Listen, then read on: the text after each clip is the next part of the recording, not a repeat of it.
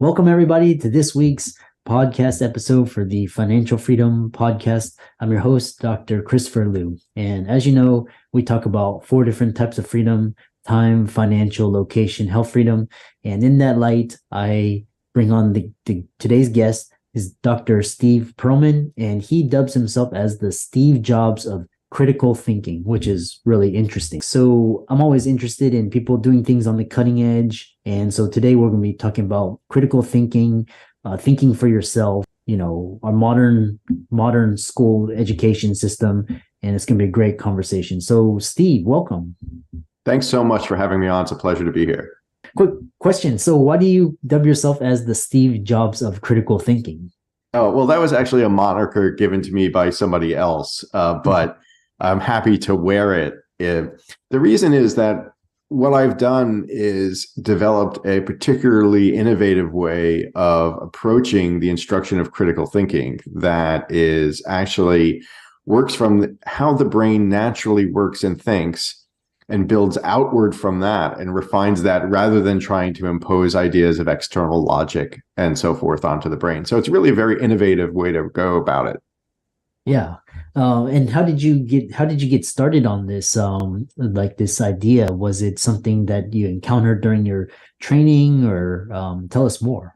I wish it was something someone trained me in, because my life would have been better off for it. But no, I was in academia for over 30 years, teaching writing and critical thinking. But and that pursuit was a dedicated one. But it really wasn't until about 2011 when I was challenged by a university to raise critical thinking outcomes across the entire university. And that seems like something that all universities should obviously be doing, but they're not. And in fact, the outcomes in academia around critical thinking are fairly dismal. Around 5% of college students are shown to be proficient in critical thinking.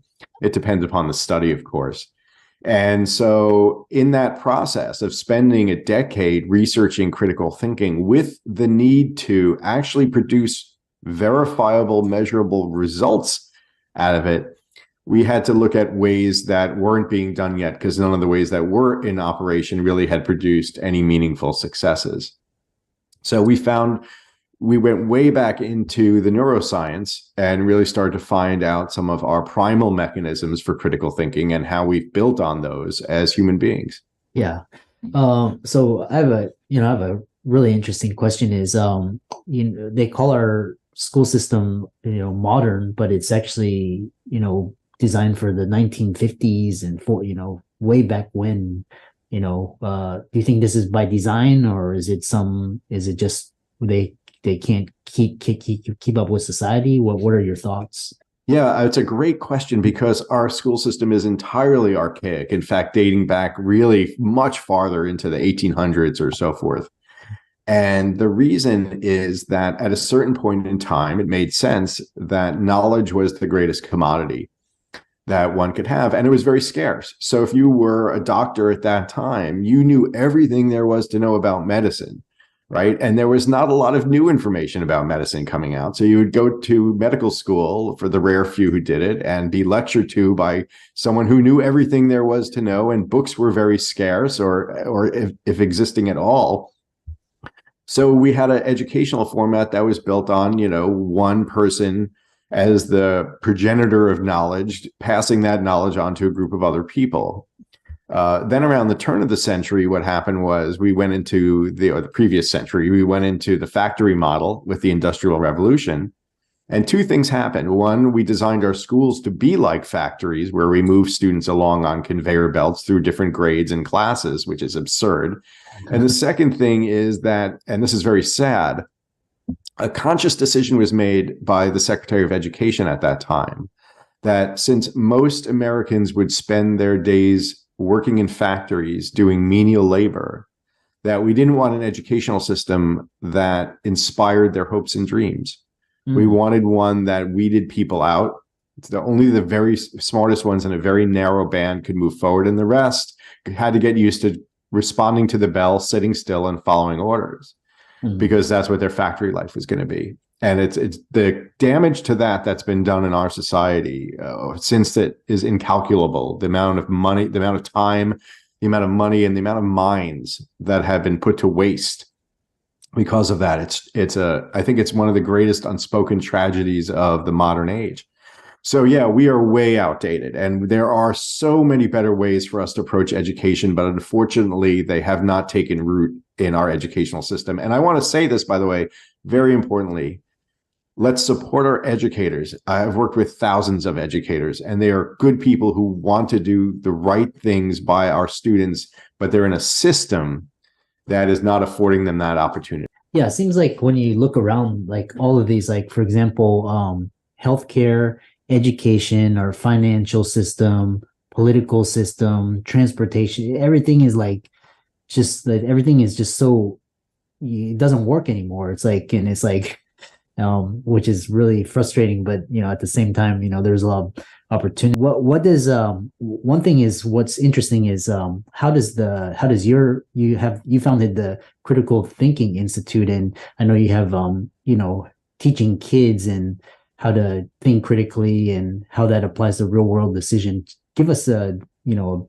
taste and flavor of what you have.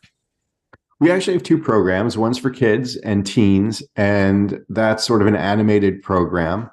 And it's really for adults too, because if you're an adult who really just loves cartoons, you're going to get the same content from that essentially as you're going to get from our program for teens and adults.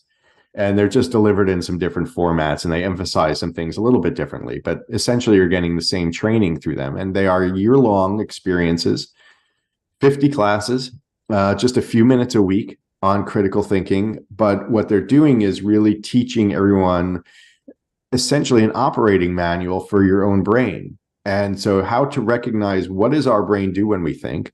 Why does it do it? What are the good things that it does? Because we all have good things that our brain does when it thinks.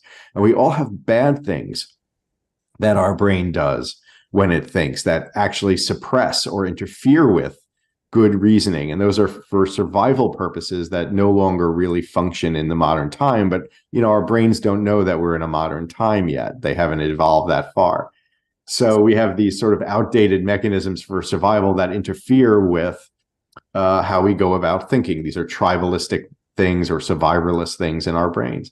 And we're going to learn all of that and more as it applies to everything you do in life, because this is a naturalistic system for critical thinking. It applies to every single thing you do, from the decisions you make in life to reading and writing to your career and so forth. And I think I should mention that research has shown, this is fascinating, when it comes to making the best real life decisions, intelligence is not the determining factor. It's a factor, but it's not the biggest determining factor. And the biggest determining factor is critical thinking skills. But then you have to ask yourself, how many people have really been trained in ways to think and operate their brains better? And it's almost a non-existent percentage of our population. And the fact that you might have doctors listening doesn't mean that they have been either. You could be very smart people and excellent doctors and good reasoning within the field of medicine, but not the same thing as an overall operating manual for the brain. So that's what we're trying to do at the Critical Thinking Institute. And both programs, the kids program and the adult program, will both be up and running right at the start of January, early in January 2023.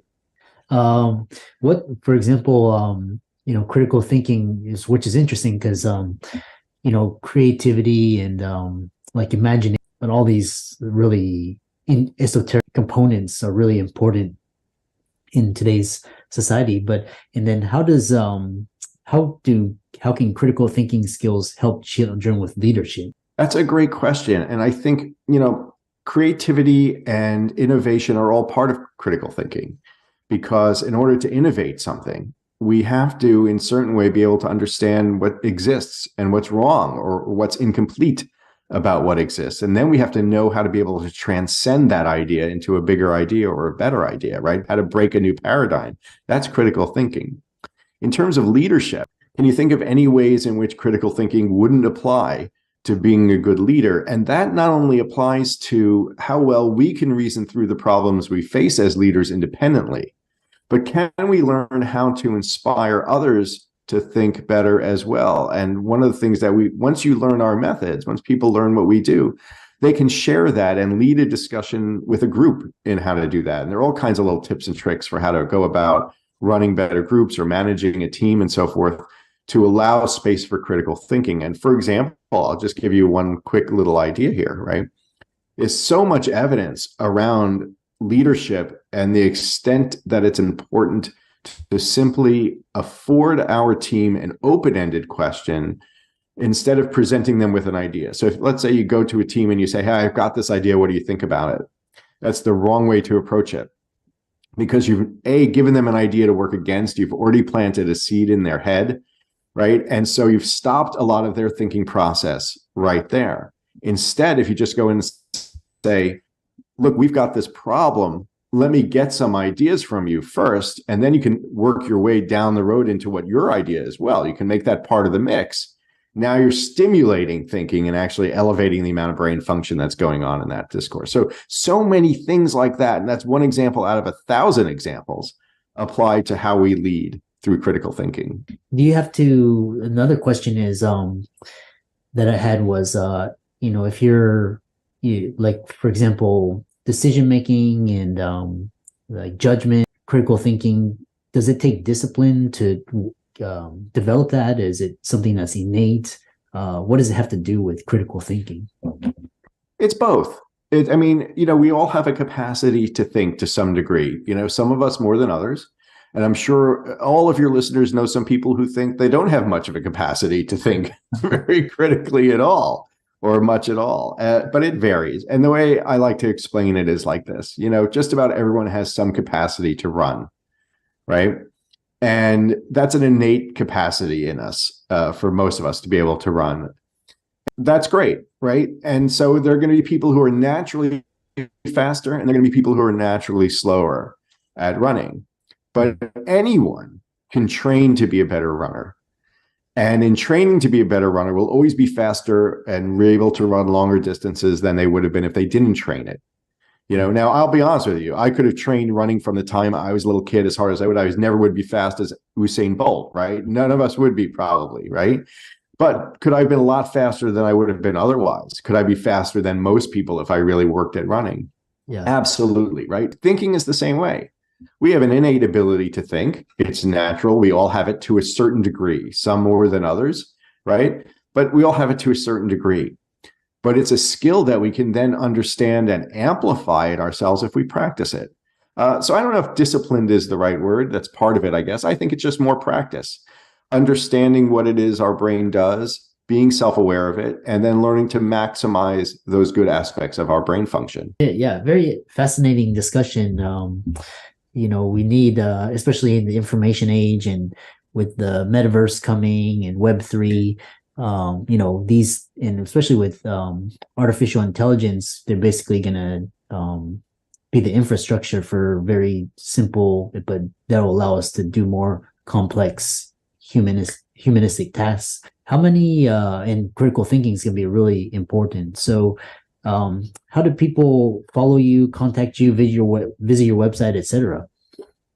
I love this question so much because, the one thing that I think is going to be the hardest thing for AI to replace is thinking, right? Is developing new ideas, is innovating and so forth. So it's such an important question.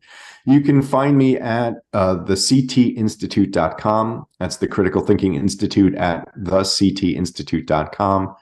And you can also follow me on Twitter and so forth, and Instagram. You can find me on Facebook at the Critical Thinking Institute.